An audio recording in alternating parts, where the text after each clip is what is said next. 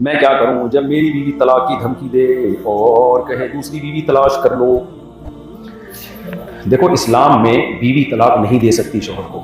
اسلام میں شوہر بیوی کو قانون اسلام کا لا بتانے پر تو کوئی پابندی نہیں ہے نا گورنمنٹ کی طرف سے. میں اسلامک لا بتا رہا ہوں میں. اب یہاں کا لا کیا ہے وہ آپ وکیلوں سے پوچھیں. لیکن اسلام کا لا یہ ہے کہ یہ لفظ ہی غلط ہے کہ بیوی نے شوہر کو طلاق دے دی. یہ لفظ ہی غلط ہے. یوں ہو سکتا ہے بیوی نے شوہر سے طلاق لے لی, سمجھتے ہیں, دے گا کون؟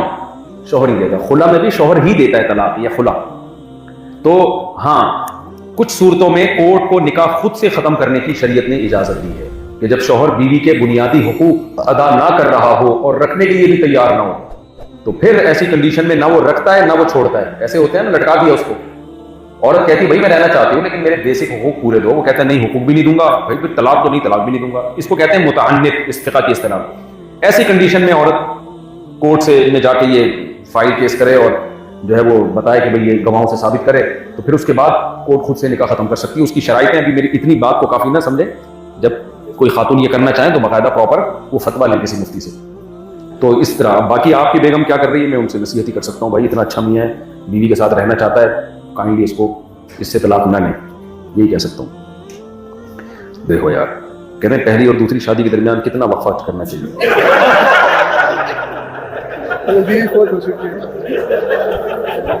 پہلے یہ نہیں پوچھ رہا.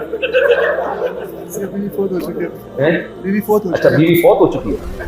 بیوی فوت ہو گئی تو پھر تو فوراً بھی کر سکتا ہے, لیکن فوراً کرے گا نہیں. غم بھی بیوی تھی وہ بھائی. جب بیوی فوت ہوتی ہے تو شریف آدمی کو غم ہوتا ہے, دکھ ہوتا ہے. لطیفے تو لوگوں نے بہت منائے ہیں اس کے.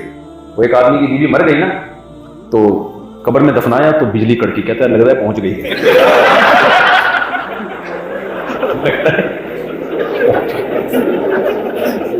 لیکن جو بھی شریف آدمی ہے اس کو بیوی کے مرنے پہ بہت سخت تکلیف ہوتی ہے. تو اس لیے شادی تو جائز ہے لیکن کرتا نہیں ہے کوئی. تھوڑا دن غم میں رہتا ہے, 3 دن تو ویسے ہی تعزیت کے ہوتے ہیں.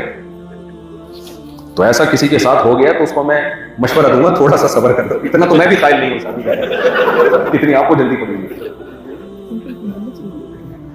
کیا میں ایسی لڑکی سے شادی کر سکتا ہوں جو ہندو سے مسلمان ہوئی ہے؟ بالکل کر سکتے ہیں بھائی. یا مجھے اپنے والدین کی بات ماننی چاہیے. والدین کو چاہیے کہ کرنے دیں شادی. ہندو سے مسلمان ہو گئی اور آثار سے لگ گیا تو پکی سچی پردے دار بن چکی ہے تو ماں باپ مت روکیں بچے کو. میرے ابو شادی نہیں کرنے دے رہے, کہتے ہیں کہ کچھ کر کے دکھاؤ. تو بھائی بن کر دکھا دو کچھ. سمجھ رہے کہ نہیں سمجھ؟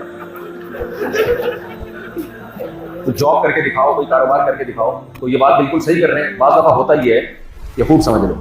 بچہ جو ہے نا, میں ماں باپ کو ترغیب دیتا ہوں اپنے بیٹے کی شادی اپنے خرچے پہ کر دیا کرو, لیکن میں ساتھ میں یہ بھی کہتا ہوں کہ بچہ اپنی ذمہ داریاں پوری کر رہا ہو اور آپ کے پاس گنجائش بھی ہو, گھر میں بھی جیب میں بھی, تو پھر کر دیا کرو. لیکن اگر یہ ذرا سا بھی خطرہ ہے کہ اگر ہم نے شادی کر دی تو یہ پڑ جائے گا, تو ایسے بہت سارے کیسز آئے ہیں.